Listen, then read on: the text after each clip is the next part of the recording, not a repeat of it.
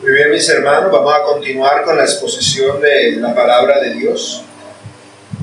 Estamos haciendo semana tras semana en esta iglesia, que es acerca del Evangelio de Juan. Así que les pido que me acompañen a él. Vamos al Evangelio según San Juan, capítulo 1. Vamos a culminar en esta mañana el primer capítulo. Capítulo 1, versículos del 43 al 51. Juan capítulo 1, versículos del 43 al 51. Dice así la palabra del Señor. El siguiente día quiso Jesús ir a Galilea y halló a Felipe. Le dijo: sígueme. Y Felipe era de Betsaida, la ciudad de Andrés y Pedro. Felipe halló a Natanael y le dijo: hemos hallado a aquel de quien escribió Moisés en la ley, así como los profetas, a Jesús, el hijo de José de Nazaret. Natanael le dijo: ¿de Nazaret puede salir algo bueno, algo de bueno? Le dijo Felipe: ven y ve. Cuando Jesús vio a Natanael que se le acercaba, dijo de él: he aquí un verdadero israelita en quien no hay engaño. Le dijo Natanael: ¿de dónde me conoces? Respondió Jesús y le dijo: antes que Felipe te llamara, cuando estabas debajo de la higuera, te vi.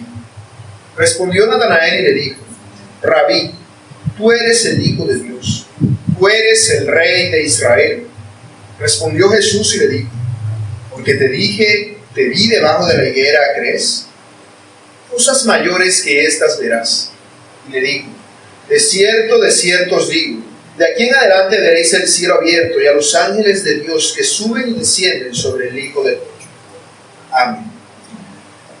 Vamos a orar una vez más para pedirle al Señor que nos ilumine y que podamos comprender su santa palabra. Bendito Dios, a ti sea toda la gloria y toda la honra. Te pido, Señor, que nos concedas en esta mañana el poder adorarte y exaltar tu santo nombre, con plenitud de gozo, Señor, con un espíritu entregado, con un espíritu, Señor, dispuesto para obedecerte y para servirte a ti, oh Dios. Señor bendito, ten compasión de nosotros, por favor, y háblanos en esta mañana por tu palabra. Tomes en cuenta las debilidades del predicador, que es un hombre débil, Señor, un hombre frágil, lleno de todo tipo de errores e imperfecciones, pero que es tu palabra la que va a ser expuesta. Que tu palabra toque el corazón de mis hermanos, que les confronte con su pecado, que les ayude, Señor, a darse cuenta de su error, y que ellos no se ensoberbezcan en su orgullo, sino, Dios, que puedan darse cuenta de cuál es su error y corregir sus pasos delante de ti. Perfecciónanos en Cristo, Señor, que tu Espíritu Santo nos ilumine para que podamos comprender la luz de tu palabra. Señor, que las distracciones que el diablo nos ha puesto, el calor, el olor, el clima, el sueño, cualquier otra cosa, no nos puede evitar centrarnos en tu palabra, sino que podamos recibirla con gozo en nuestro corazón para ponerla por obra. Padre, porque muchos son los obstáculos que el diablo nos ha puesto, pero verdaderamente tú estás con nosotros y tú eres el que habla a tu iglesia, aún, Señor, a pesar de mí. Por ello, Dios, te doy gracias. Te pido que te glorifiques, tú que estás en esta mañana en medio nuestro, en cada uno de nosotros. Por tu santo nombre, oh Cristo, te lo pido. Amén.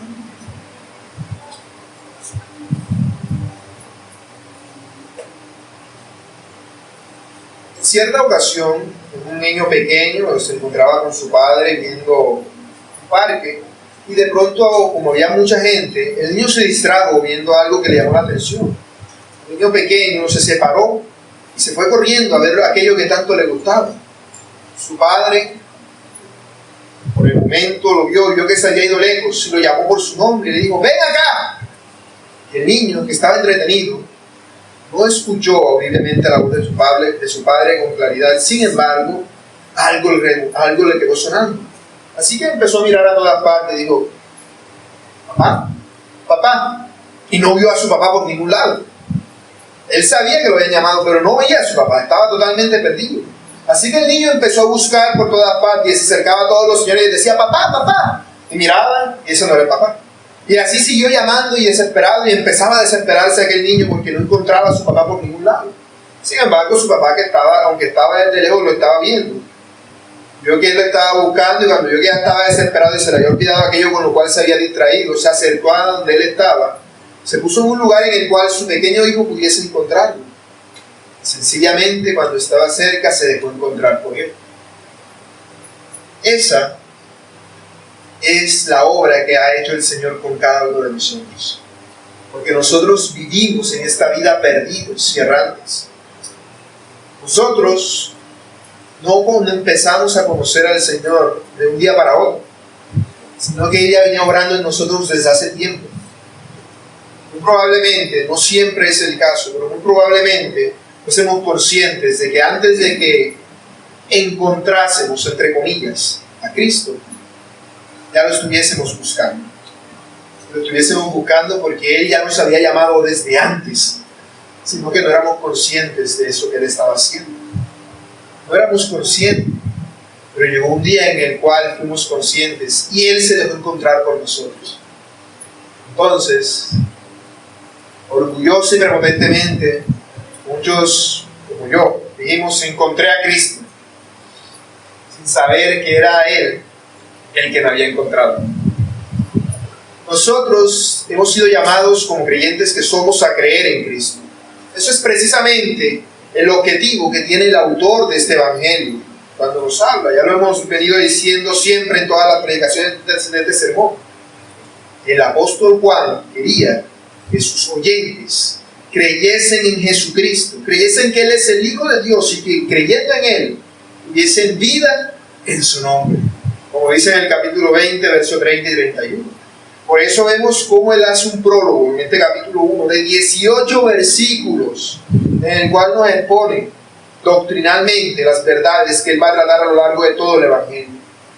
Luego nos introduce en la narración. Pero a diferencia de los evangelios sinópticos, el apóstol Juan nos introduce con testigos.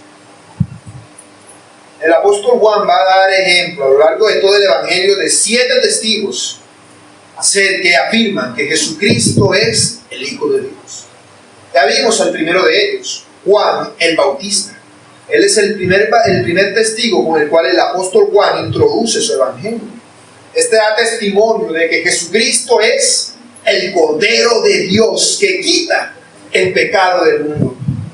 Recordemos que la función de Juan el Bautista era la de dar la mala noticia a los israelitas. Porque al igual que la gran mayoría de la gente hoy, ellos se creían buenos, se creían que ya estaban con Dios y les estaba llamando a que se arrepintieran.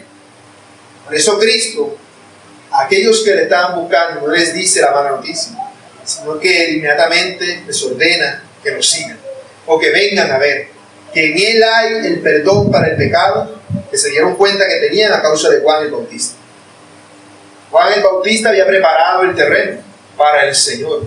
Ahora aquí el Señor viene a recoger, a hacer su obra en sus discípulos. Vemos como el autor, el apóstol Juan, nos narra 3 días consecutivos, en los cuales se nos dan diferentes testimonios. En el primer día se nos dice cómo Juan el Bautista, tras ver que Jesús regresa del desierto tras haber sido tentado por el diablo, afirma ante todos que Él es el Cordero de Dios que quita el pecado del mundo.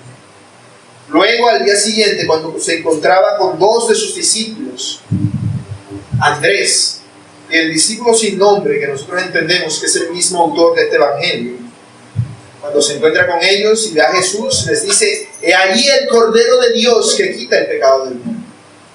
¿Y qué hacen estos hombres en ese momento? Deciden seguir a Jesús. Deciden seguirlo y el Señor Jesús los invita a que vayan con Él.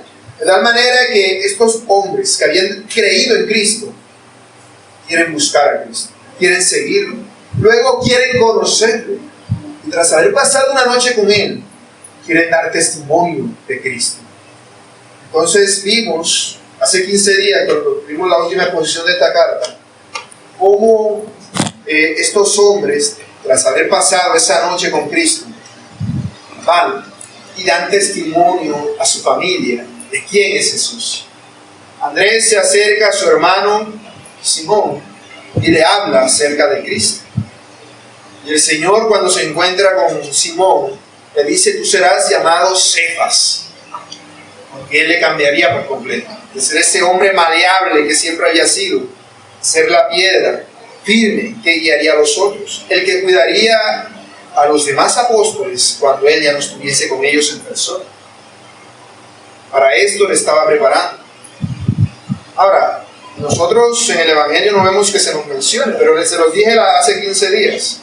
Y es que lo más probable es que el otro discípulo, es decir, el autor, haya hecho lo mismo con su hermano Santiago.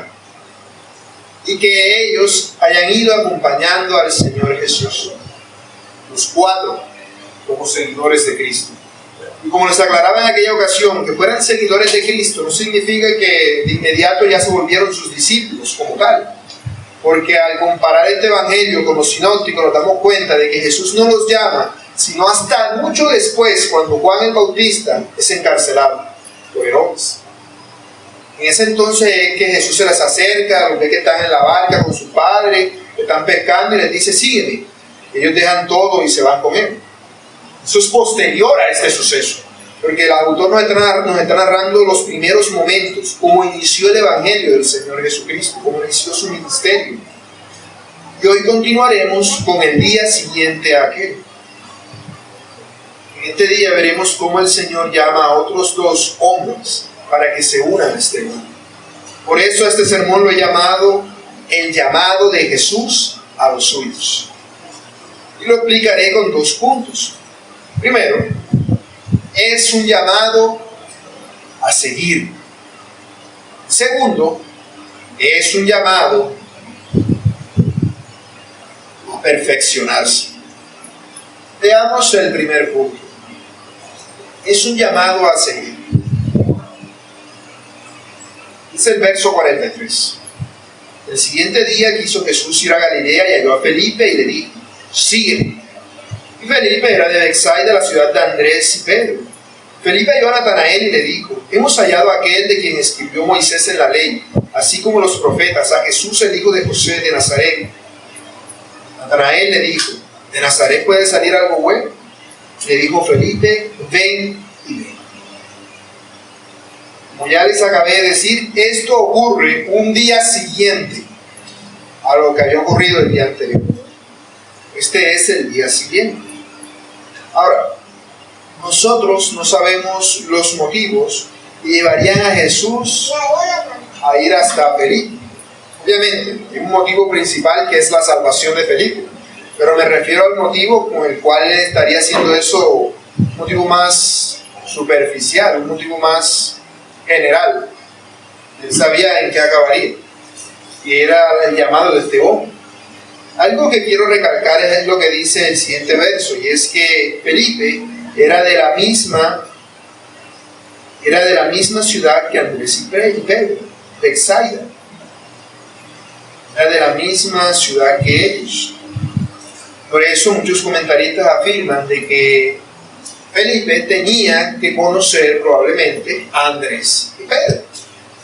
No se nos menciona si Santiago y Juan están en ese grupo en ese momento.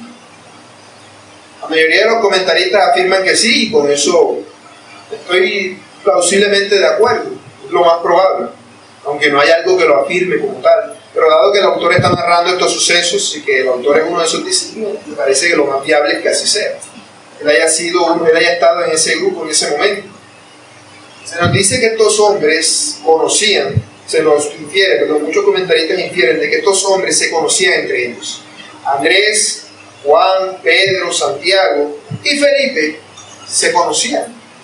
Vemos que aquí ocurre algo que es diferente, porque vemos que no se nos dice, y Andrés halló a Felipe y le dijo, vemos no, sino que dice que fue Jesús el que halló a Felipe. Fue Jesús el que halló a Felipe y le dijo, sígueme.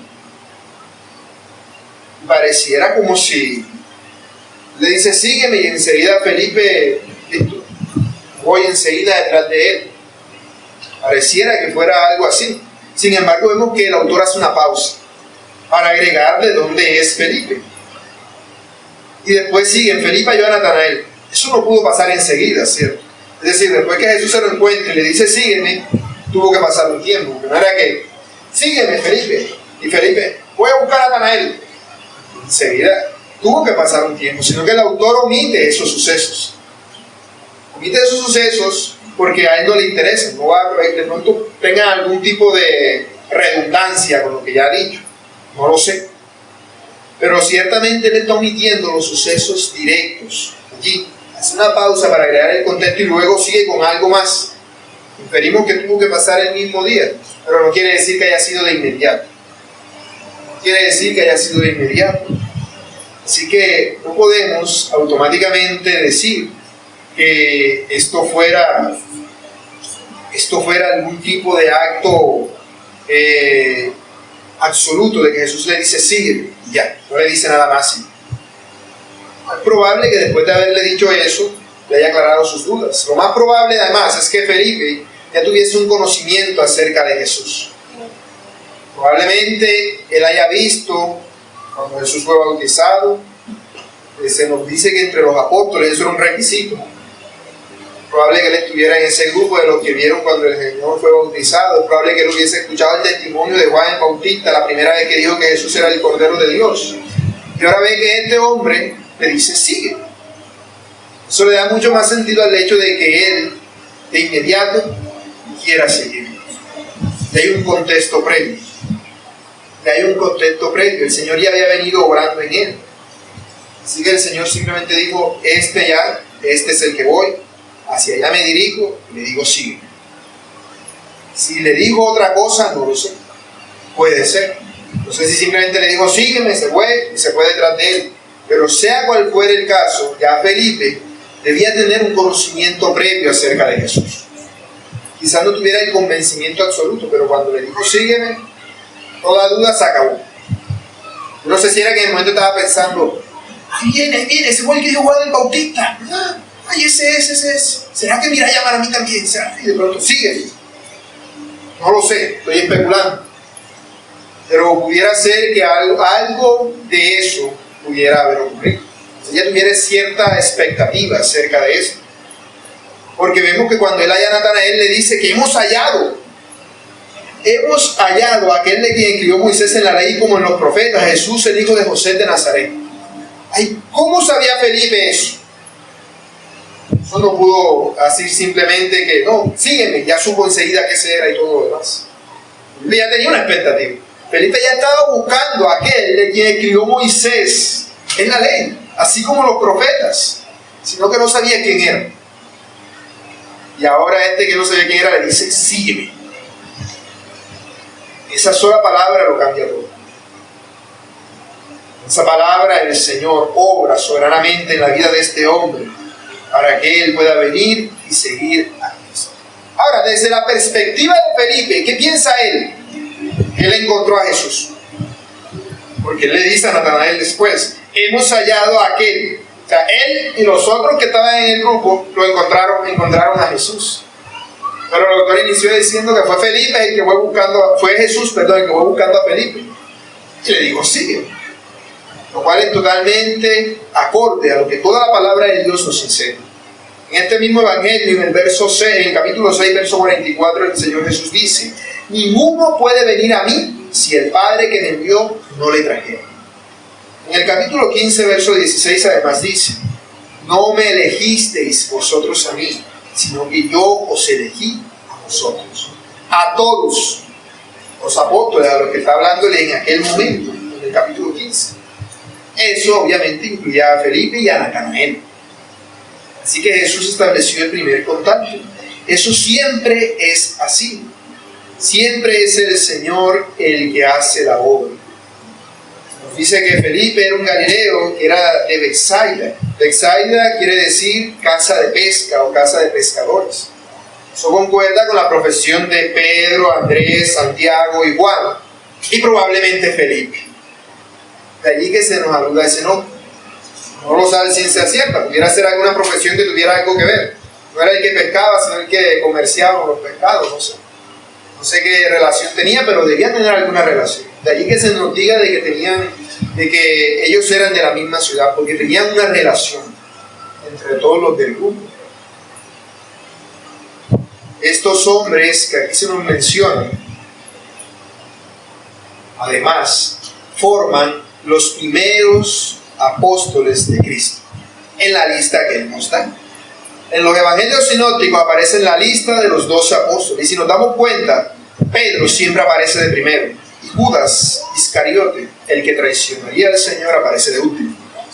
Eso claramente no es casualidad, sino que fue organizado así para darle importancia, para darnos a entender algo acerca de estos hombres. Pedro, más famoso de entre todos los apóstoles, como Pablo, pero de los 12 Pedro era el más famoso. Judas Iscariote era el más odiado. De hecho, a medida que uno va leyendo la lista de los 2 apóstoles, nos vamos dando cuenta de que los nombres suenan más y al final terminan con nombres que casi ni se mencionan. Uno no sabe ni qué eran, ni a qué se dedicaban, no sabemos nada de ellos, excepto por Judas, por lo que hizo, como diciéndole el más insignificante de todos, que ni siquiera había creído en él. Un ejemplo de esto, bueno, en una de las listas, en Mateo 10:2 dice: los nombres de los 2 apóstoles son estos. Primero Simón, llamado Pedro, y Andrés su hermano, Jacobo, también llamado Santiago, hijo de Zebedeo, y Juan su hermano, el autor de esta carta. Y luego ¿a quién menciona? Felipe, Bartolomé. Sigue descendiendo cada vez en nombres que suenan poco. Tomás, Mateo, el Evangelio, Lebeo, por sobrenombre Tadeo, Simón el cananita, bueno, era cananita, y Judas Iscariote, el que también le entregó. Vemos cómo se va dando como si hubiera un orden de importancia, fuera en descenso. Ese orden también parece tener que ver con el orden en el que iniciaron a seguir a Jesús. Y que después de los 4 que ya hemos visto, el que aparezca de quinto sea Felipe. Y el que aparezca de sexto es el que viene inmediatamente ahora en este evangelio. Porque vemos que Felipe va y busca a su amigo Natanael. Esto es similar a lo que ocurre con Andrés y Simón su hermano. Parece casi que calcado. Andrés fue a buscar a Simón y le dijo: hemos hallado, aquí tenemos a Felipe buscando a Natanael, hemos hallado la misma situación. Porque así es como funciona la salvación. La salvación es como un fuego inmenso. Entonces estás tú buscando dónde está la luz, con qué prendo mi antorcha. Ah, se prendió. Allá está mi amigo con su antorcha apagada. Voy corriendo a encendérsela también. Quiero compartir lo que yo he recibido. Quiero compartir lo que yo he encontrado. ¿Con quién? Con las personas que son más cercanas e importantes para mí. Es lo primero. Lo más lógico es que cuando tú te conviertes, las personas a las que más quieras compartir el evangelio, ¿quiénes son? Tu familia y tus amigos. Es lo más lógico. Claro, con el tiempo tienden a ser los más renuentes por lo general, pero el Señor es soberano y Él hace su obra en cada quien como Él. El nombre Natanael significa Dios ha entregado. Sin embargo, en la lista que le leí en Mateo y en las otras listas que aparecen en los sinópticos no se menciona este nombre, Natanael. Entonces Natanael no llegó a ser uno de los apóstoles, pudiera ser. De hecho, fácilmente yo hubiese pensado eso, pero resulta que la gran mayoría, si no es que todos los comentaristas afirman que sí, sino que en las listas no se les menciona con ese nombre. No se le menciona como Natanael, sino como el que sigue en la lista después de Felipe, Bartolomé. Porque Bartolomé es un nombre que no tiene mucha pinta de ser nombre. ¿Por qué? Porque suena más como un apellido. ¿Cómo eran los apellidos en ese tiempo? Jorge de Corozal, o Jorge hijo de Jorge, o Jorge del carpintero. Hicieron los apellidos. Bueno, el nombre Natanael significa Dios ha entregado. Suena a un nombre normal de la época. Pero Bartolomé significa hijo de Tomás. Eso suena más a apellido que a nombre. Por eso la gran mayoría de los comentaristas afirman que Natanael en realidad es Bartolomé, el discípulo que en la lista sigue a Felipe. Porque ese nombre en realidad no parece ser un nombre, sino que parece como un apodo con el cual hubiese quedado, Bartolomé. Vemos que en la lista sigue a Felipe, como indicando que fue el siguiente en creer entre aquellos que creyeron. Por eso además vemos que Natanael no es que sea muy mencionado en el resto del evangelio, y Bartolomé en los sinópticos menos. Natanael solamente se le menciona una única otra vez fuera de este pasaje en toda la Biblia, Y es en este Evangelio, en el capítulo 21, verso 2, donde se nos menciona simplemente que él era de Caná de Galilea. Lo único que se nos menciona. Aquí vemos cómo Felipe, cuando se encuentra a su amigo, le dice: hemos hallado a aquel de quien escribió Moisés en la ley, así como los profetas, a Jesús, apellido, hijo de José de Nazaret. Está diciendo los dos apellidos: Jesús, apellido, hijo de José, segundo apellido, de Nazaret. A este hemos hallado. ¿Quiénes? Pues no fue Natanael solo, no fue Felipe solo, era un grupo. Mínimo tenía que tener a Andrés y Pedro con él, probablemente a Santiago y a Juan también, a Jacobo y a Juan. Aquí vemos cómo se nos menciona a Jesucristo como el cumplimiento de la ley y los profetas. Y Felipe es consciente de ello. El que Felipe venga y le diga esto a Natanael, quiere decir que Natanael sabía de qué le estaban hablando. Natanael probablemente debía ser una persona celosa de las Escrituras, una persona celosa de la ley de Moisés, alguien que esperaba el cumplimiento y la venida del Mesías. Así que vemos cómo aquí este hombre, Natanael, recibe el testimonio de su amigo acerca de quién es Jesús. Además le dice, uno de sus apellidos es que Jesús es de Nazaret. Eso como que no le redunda mucho a Natanael. Todo bien. Como si dijera, él es Jorge Alberto Cuello y a mí Cuello. Sus cuellos como que son que no me convence. Hay algo que no me cuadra. Así. Cuando le dicen, no, de Nazaret. De Nazaret. Eso es algo como que no cuadra mucho. Y esto se debe a que existía cierto prejuicio entre estas personas.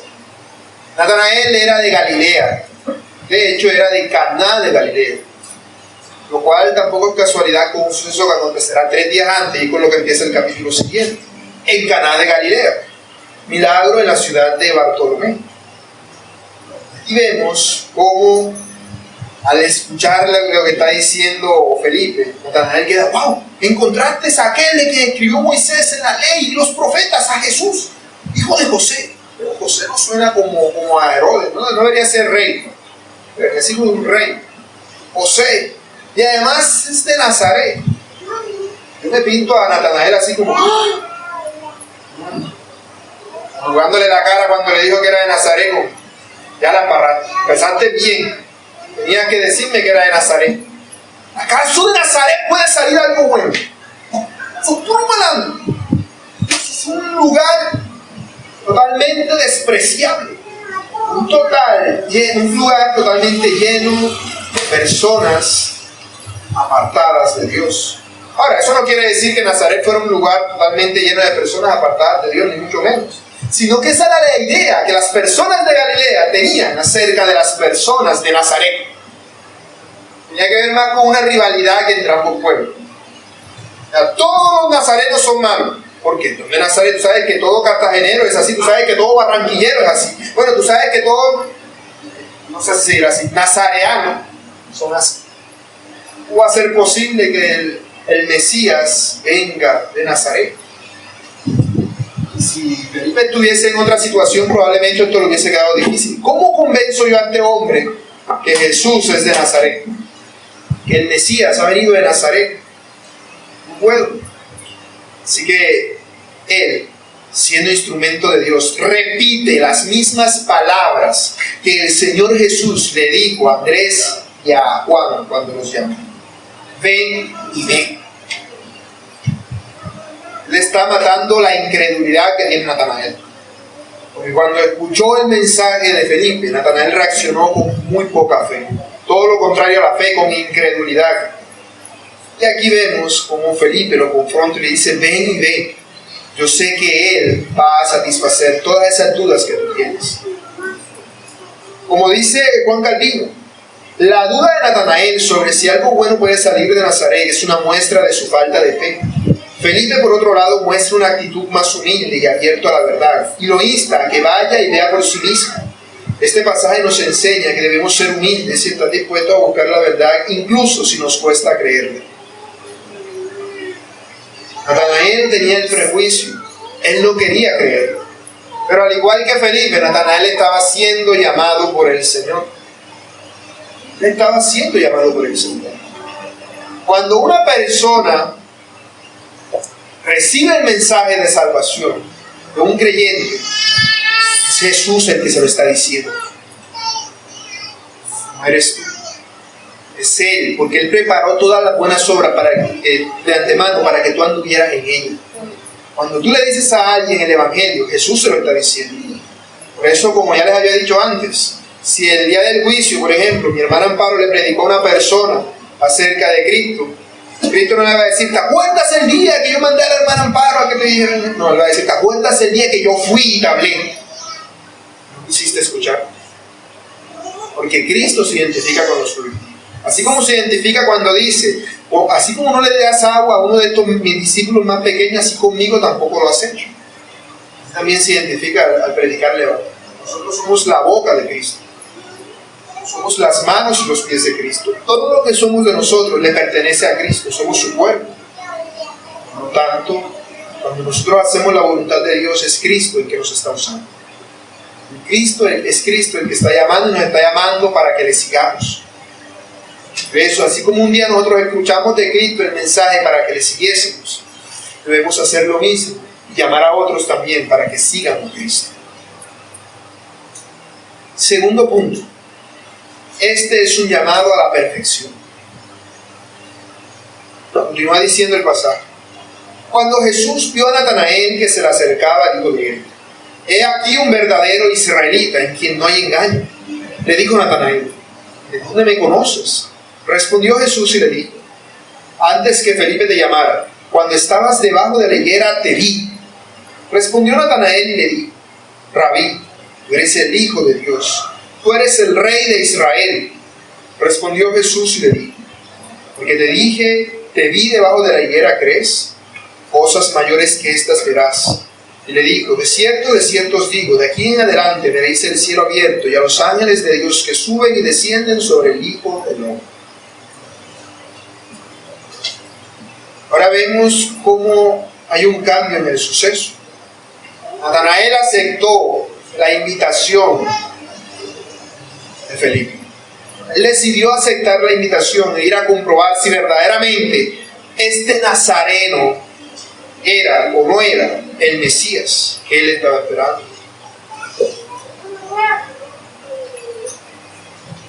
Vemos que lo que el Señor dice es algo que para Natanael es completamente sorprendente. Cuando Jesús vio a Natanael que se acercaba, dijo de él. ¿A quién dijo de él? Al grupo que lo acompañaba. Pedro, Andrés, probablemente Santiago y Juan. He aquí un verdadero israelita en quien no hay engaño. Esta era una respuesta sincera y franca del Señor acerca de lo que Natanael estaba haciendo. Natanael sabía en su humana sabiduría que de Nazaret no puede salir algo bueno, pero él dijo: yo tengo que comprobarlo, yo tengo que saber si esto es verdad. No hay que el Mesías venga y yo no me entero. Así que él fue y ve. Él no tenía ningún tipo de doble intención. Él simplemente era como los bereanos. Él quería escudriñar lo que estaba pasando para ver si estas cosas que le estaban diciendo eran así o no eran así. Él estaba escudriñando lo que estaba pasando. Estaba escudriñando una escritura, pero sí, lo que la escritura dice se cumplía en este hombre del cual Felipe le había hablado. El Señor está diciendo de él: Natanael no es un hipócrita. No es un hipócrita. Eso tiene mucho que ver con toda la nación de Israel. Israel es el nombre que Dios le dio al antepasado de todos ellos, pero su nombre original era Jacob, que quiere decir engañador. Aquí está diciendo: este no es un Jacob. Él de verdad que es como Israel. Él no es un engañador. Él es como Israel, como ese que fue transformado. Está haciendo el contraste entre Jacob y Israel en la persona de Natanael. Él no es como los israelitas que abundaban en ese tiempo, engañadores, embusteros. En ese tiempo Habían personas sinceras que querían buscar a Dios, que esperaban la venida del Mesías. Pero los líderes religiosos, en su gran mayoría, eran engañadores, hipócritas. Los que estudiaban la ley de Moisés, los que debían estar más alerta ante la venida del Mesías, eran eso, un montón de engañadores. Pero aquí vemos cómo el Señor está diciendo: este hombre escudriña la ley de Moisés, pero él no es un engañador. Él es un verdadero israelita. El verdadero israelita es aquel que hace las cosas de corazón. El que seguía la ley de Moisés de corazón, no simplemente de manera externa como los fariseos, que simplemente seguían ritos, rituales y observaban leyes que ellos mismos habían inventado. No, Natanael era un hombre genuino, uno que de verdad creía en todo lo que la palabra de Dios decía, uno que no tenía segunda intención. Por eso a él se le puede comparar con Israel y no con Jacob. Se le puede comparar no con ese hombre que iba huyendo de su hermano, sino con el que regresaba y peleó con Dios y ganó. Con este se le estaba comparando. El apóstol Pablo nos da una explicación más clara acerca de lo que es un verdadero israelita. Acompáñenme un momento a Romanos 2:28. Y él dice allí que es un verdadero israelita.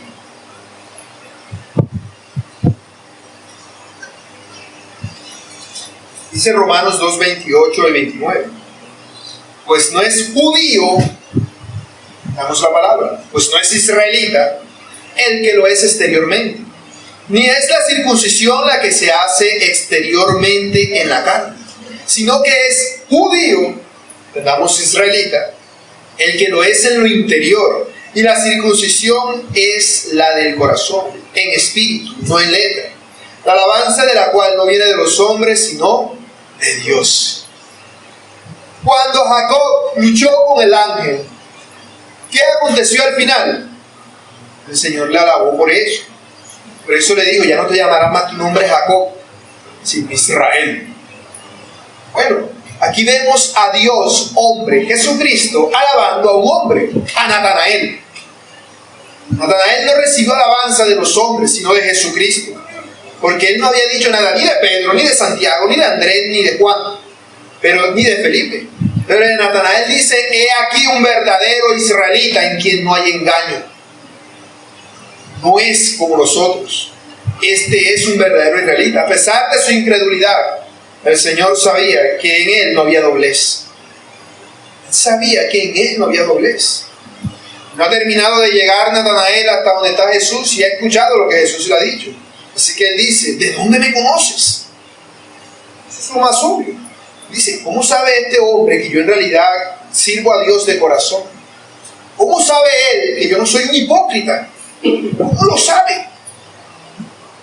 Y el Señor, de darle una explicación y decirle: lo que pasa es que, Natanael, yo soy omnisciente, yo sé todas las cosas, yo sé que en ti no hay engaño. Ahora, uno nunca lo ve haciendo eso. Sin embargo, sí se nos menciona que él lo hacía, que él sabía lo que había en el corazón de los hombres. Ahora, vemos que en lugar de dar una respuesta, el Señor le da una demostración de eso mismo que a él le sorprendió. Él se sorprendió por el conocimiento que Jesús tenía de él. Así que en lugar de darle una explicación, simplemente le demostró el conocimiento que él tenía de él y le dice: antes que Felipe te llamara, cuando estabas debajo de la higuera, te vi. Eso totalmente sorprendente para Natanael, porque le está diciendo algo que nadie más excepto Natanael pudiera saber. Ahora, ¿a qué se refiere con estar debajo de la higuera? Bueno, hay todo tipo de explicaciones para lo de la higuera. Hay explicaciones plausibles y unas totalmente mitológicas.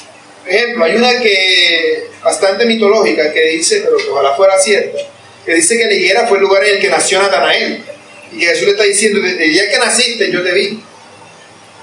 Eso es una creencia remota hace muchísimo tiempo entre los cristianos, pero que no tiene ningún fundamento. Otra poco más plausible, pero que tampoco me convence, dice que era que Natanael se encontraba haciendo sus necesidades debajo de la higuera. Y que el Señor le está diciendo, cuando estabas ahí en el lugar donde nadie te ve, ahí te vi yo. Sin embargo, lo más probable era que la higuera fuera el lugar en el cual Natanael se acercaba a Dios en oración. Era común en esa época que los hombres instruidos en la ley de Moisés, más que todo tenía que ver con las costumbres de los fariseos, de orar debajo de las higueras, un lugar en el cual ellos podían tener comunión con Dios.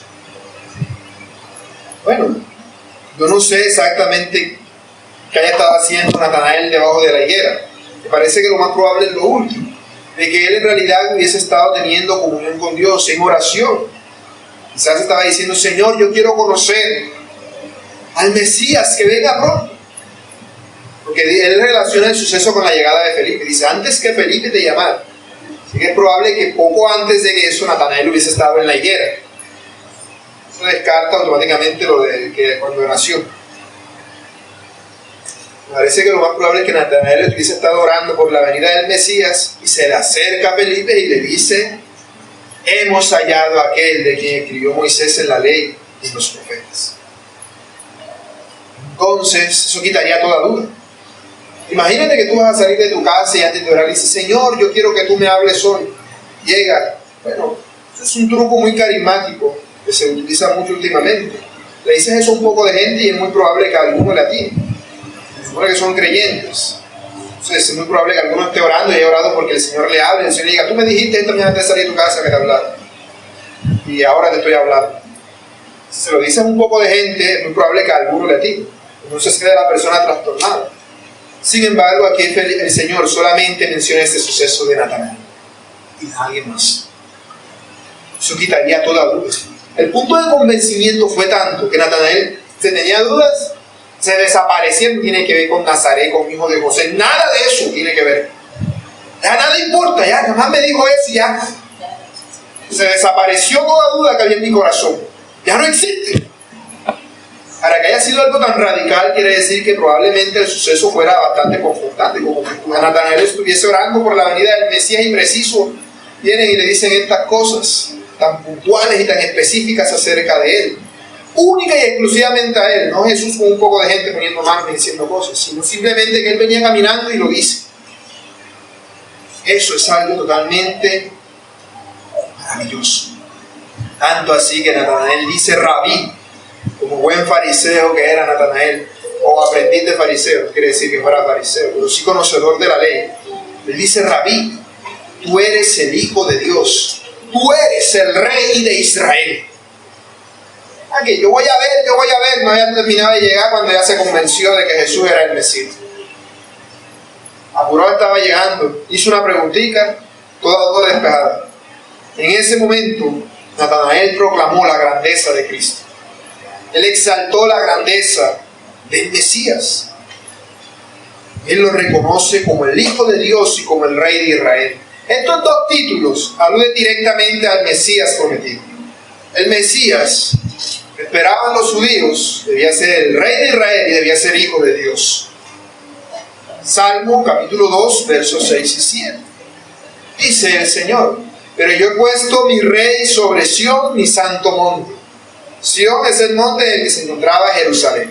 Decir que hay un rey en Jerusalén es decir que es el Rey de Israel. Y además de eso dice, yo publicaré el decreto, Jehová me ha dicho, mi hijo eres tú, yo te engendré hoy. El Rey de Israel debía ser hijo de Dios.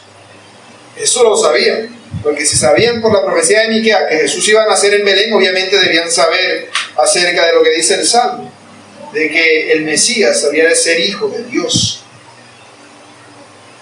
Ese era precisamente el objetivo del autor al escribir el Evangelio. Que sus oyentes supiesen que Jesús era el Hijo de Dios, el Cristo, el Rey de Israel, como lo dice en el capítulo 20, verso 31. Es decir, aquel que participa de la misma naturaleza de Dios. Así que al hacer esto, el autor está añadiendo el testimonio de Natanael a los testimonios que le está diciendo. Está diciendo, Natanael dio testimonio de que Jesús es el Hijo de Dios. Él es testigo de todas estas cosas. Simplemente por decirle dos frases que Jesús le dijo, automáticamente creyó de que Él era el Hijo de Dios. Ese testimonio es un testimonio que se daría a conocer más plenamente a lo largo de todo el ministerio del Señor a sus discípulos. El hecho de que Natanael diga eso en ese momento no quiere decir que él inmediatamente entendió todo lo que significaba lo que estaba diciendo. No quiere decir que él supo que Jesús era el Hijo de Dios, el Rey de Israel y que tendría que morir. No. Pero él empezaría a entender lo que significaba estar ante el Hijo de Dios y ante el Rey de Israel. Eso lo vemos a lo largo de todos los evangelios, incluyendo este, cómo ellos van entendiendo lo que significa esta verdad. El Rey de Israel se refiere al Mesías, el Mesías prometido, el que ellos estaban esperando. Era lo que decía de Miqueas. Miqueas 5:2 dice: pero tú, Belén Efrata, pequeña para estar entre las familias de Judá, de ti me saldrá el que será Señor en Israel, y sus salidas son desde el principio de los días de la eternidad. El que será Señor, es decir, el que será Rey. ¿Y qué está diciendo? ¿De dónde empezó Él? Desde la eternidad. Desde la eternidad llegó a Belén. Eso es una alusión directa a lo de el Mesías, que se mencionaba en el Salmo 2. También, Zacarías 9:9 dice: alégrate mucho, hija de Sión, da voces de júbilo, hija de Jerusalén. He aquí tu rey vendrá a ti, justo y salvador, humilde, y cabalgando sobre un asno, sobre un pollino, hijo de asno. Ciertamente el rey vendría de una manera humilde y justa. Así que para los judíos no era algo novedoso el hecho de considerar al Mesías como el Rey y el Hijo de Dios. Estos conceptos automáticamente ya pertenecían al Mesías, porque ellos venían esperando al Mesías durante mucho tiempo, así que habían estudiado todo lo que la Biblia decía acerca del Mesías. Y en ese entonces los eruditos ya eran expertos en todo acerca del Mesías, sabían todas las profecías del Mesías, porque estaban esperando. Cuando ya que no hayan querido creerlas, cuando empezaron a cumplirse, ya es otro asunto. Pero ellos conocían todo acerca de la venida del Mesías. Y reconocían todo lo que debería acontecer, pero no se querían aceptar. Porque ellos no quisieron hacer lo que Natanael hizo. ¿Qué hizo Natanael? Natanael reconoció a Jesús como su Rey personal. Claro, Jesús acaba de decir de Natanael: he aquí un verdadero israelita. Viene Natanael y dice: tú eres el Rey de Israel. Si tú eres el Rey de Israel, yo soy un verdadero israelita, tú eres mi Rey. Eso es lo que él está reconociendo. Tú eres mi Rey, lo que tú me digas yo lo haré. He aquí, yo estoy a tu servicio. Y el Señor le responde con una pregunta que quizás no debería ser entendida como una pregunta, me pareciera un tanto irónica, y no es así, sino más bien para perfeccionar la fe que ya empezó a crecer en el corazón de Natanael. Le dice: porque te dije, te vi debajo de la higuera, ¿crees? Esta es la primera mención que se nos hace en el Evangelio de Juan de una persona que cree, utilizando las palabras como tal: crees. Entendemos que los otros cuatro ya habían creído, pero hasta ahora es que se nos menciona esta palabra. Natanael cree por el conocimiento sobrenatural que Cristo ha demostrado. Ese conocimiento es suficiente para que Natanael crea. Él creyó simplemente por lo que Jesús le dijo. Y el Señor le da una promesa: aún cosas mayores que estas verás. Cosas mayores. Entendemos, si concuerda con toda la narración, Natanael llegó a ser uno de los 12 apóstoles. Él acompañaría al Señor a lo largo de todo su ministerio. Y él vería todas las señales y prodigios que el Señor haría.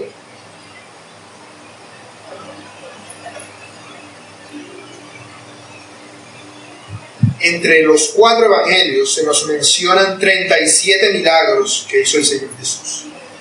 de los cuales el primero de todos ellos ocurriría dentro de 3 días a partir de este momento, en Caná de Galilea, la ciudad de la cual Natanael era oriundo. Todos ellos demostrarían verdaderamente para Natanael que Jesús era el Mesías. Él ya creía, pero su fe debía ser perfeccionada. No estaba llamado simplemente a decir, yo te seguiré. No. Debía perfeccionar su fe en Cristo. Debía perfeccionar su fe en Cristo. Él debía aprender a confiar plenamente en Él. No solamente el Rey, el Mesías, sino que pudiera encomendar toda causa de su vida a Él. No, que no hay para comer, Él proveerá. No, que no hay panes, no hay peces, Él proveerá. No, que no sabemos qué hacer y que a ti te van a matar, Él proveerá.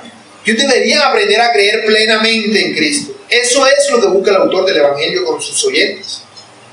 Esta carta fue escrita a cristianos, este Evangelio, perdón, fue escrito a creyentes. Personas que ya creían, pero que debían ser perfeccionados en su fe. Que debían tener una fe plena y absoluta en Cristo. Por eso dice, para que tengan vida en su nombre. Más adelante veremos que vida se refiere a vida en abundancia, vida completa, vida feliz, una vida de gozo. Y el Señor le dice específicamente acerca de estas cosas: de cierto os digo, de aquí en adelante veréis el cielo abierto y a los ángeles de Dios que suben y descienden sobre el Hijo del Hombre. Y aquí claramente el Señor está aludiendo a lo que leímos mientras presentó el sueño que tuvo Jacob cuando huía de su hermano Esaú. Génesis 28. Vemos que dice que Jacob llegó a cierto lugar y durmió allí porque ya el sol se había puesto. Tomó las piedras de aquel paraje y puso su cabecera, se acostó sobre aquel lugar y soñó. Y aquí una escalera que estaba apoyada en tierra y su extremo tocaba el cielo, y aquí ángeles de Dios que subían y descendían sobre ella.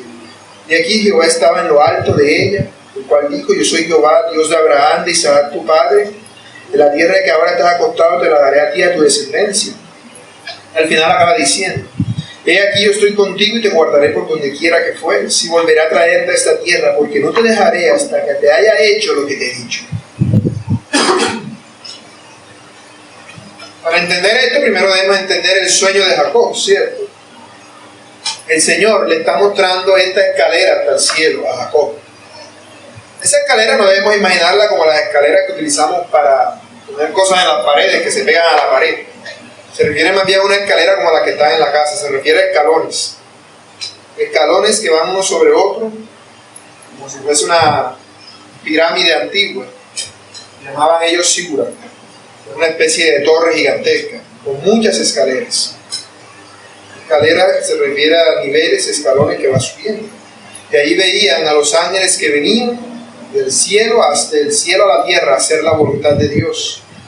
Ellos veían todo esto, y ahí vemos cómo el Señor está diciéndole a Jacob: así como yo mando a los ángeles a que hagan mi voluntad en la tierra, así yo me aseguraré de que nada te pase en el lugar al cual tú vas. Yo te guardaré por donde quiera que fueres y volveré a traerte a esta tierra.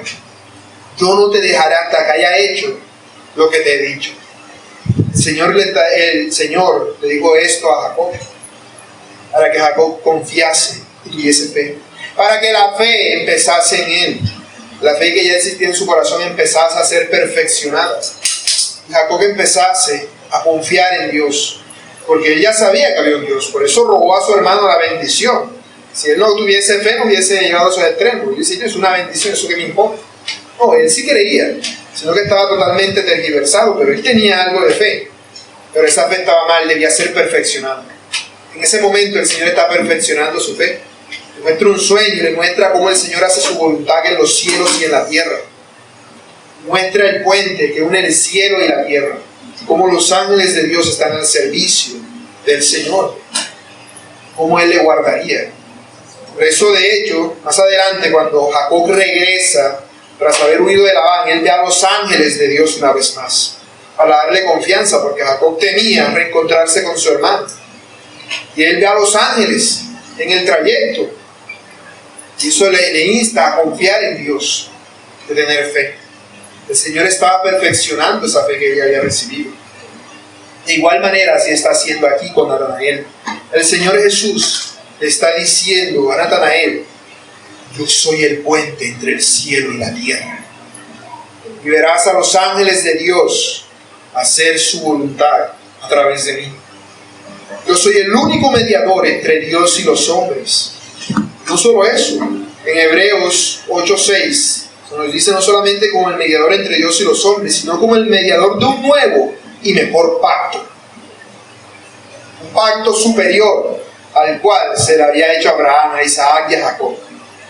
Jesucristo vendría a traer un nuevo y mucho mejor pacto.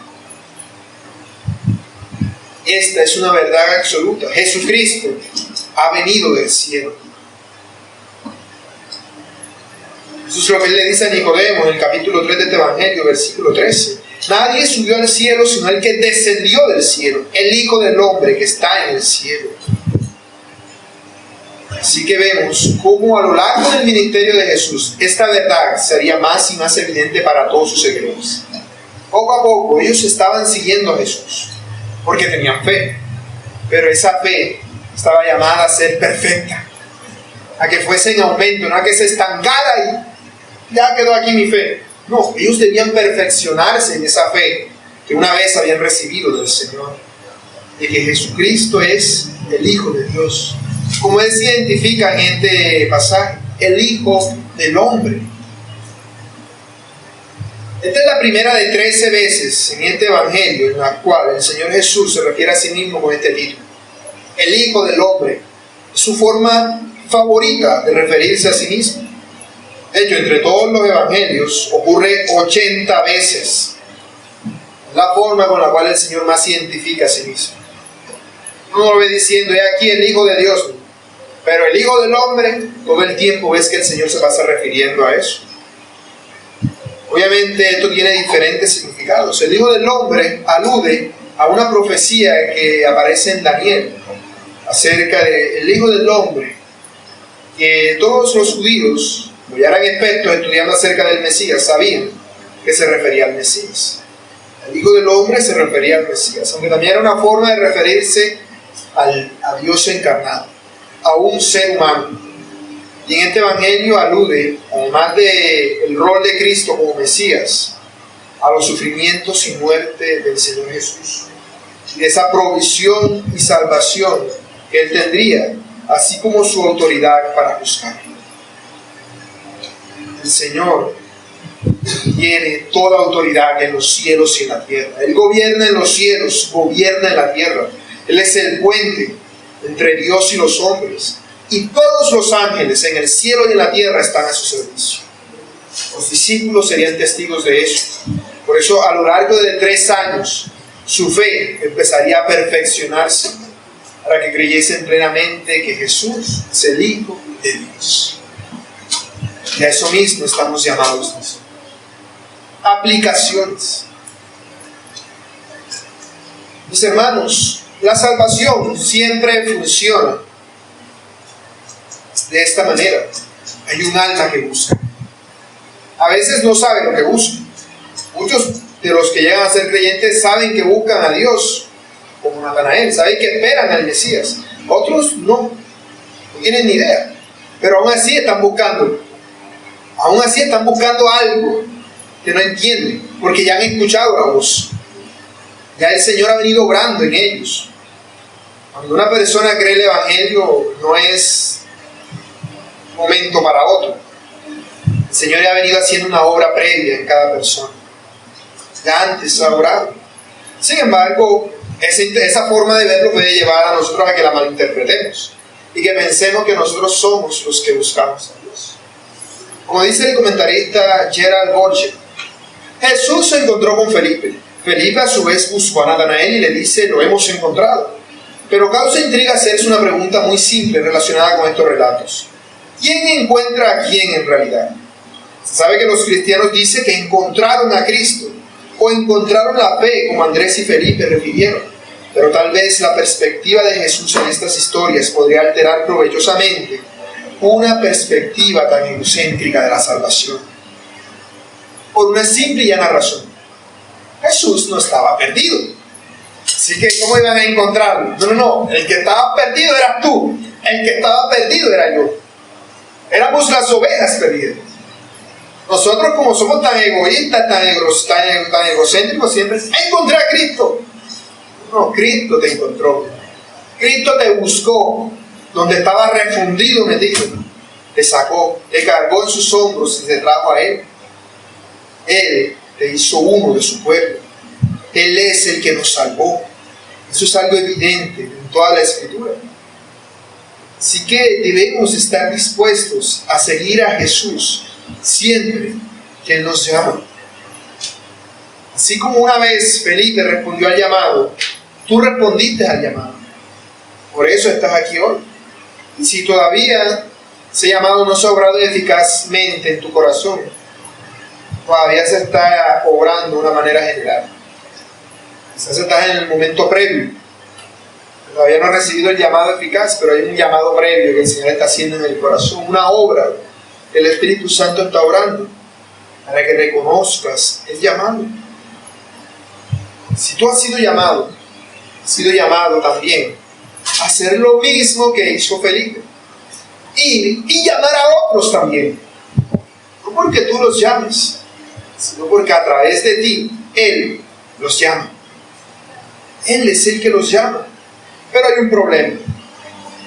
¿Por qué pareciera que cuando empezaste a creer en el Evangelio, como Felipe y Natanael, esto era mucho más sencillo?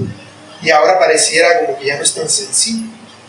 Como que al principio todo era color de rosa. Y ahora como que hay por aquí un tropiezo, hay por aquí una piedra, hay una dificultad. Como que antes no me daba miedo decirle a ninguno que yo era cristiano o decirle acerca de Cristo, y como que ahora por prudencia no hablo. Pues ni sea que se ofende. No, por esto, y te excusas. ¿Por qué pasan estas cosas? ¿Por qué hacemos esto? Porque tenemos fe, pero esa fe no ha sido perfeccionada. Porque tu primer amor se quedó en esa fe. No has perfeccionado la fe que un día recibiste en Cristo. Y el llamado no es solamente a que sigas a Cristo, sino a que seas perfecto en su llamado. Que seas perfecto. Si tú fueses perfecto en su llamado, ¿tú crees que tendrías temor de hablarle de Cristo a alguno? Y esa es una convicción absoluta y plena de Cristo. ¿Tendrías miedo de decirle a alguno algo acerca de Cristo? Si tú fueras consciente de que Cristo está aquí ahora, si tú fueras consciente de que Cristo está en tu casa cuando llegues, si tú fueras consciente de que Cristo está en el baño cuando tú estás haciendo tus necesidades, tú fueras consciente de que Cristo está ahí en el cuarto cuando estás viendo televisión, cuando estás con el celular, si tú fueras consciente de todas estas cosas todo el tiempo, por seguro serías un cristiano mucho más excelente, menos hipócrita de lo que a veces, si te has dado cuenta, pudieras haber sido. No porque seamos hipócritas como creyentes, pero hay momentos de debilidad que nos actuamos con hipocresía. Si tú piensas que no, entonces te digo que te arrepientas. Porque hay momentos en los cuales hacemos eso. Porque nuestra fe no ha sido perfeccionada y el llamado es a eso. No solamente a que sigamos a Cristo, sino a que sigamos a Cristo de corazón. Que nuestra fe sea perfeccionada cada día.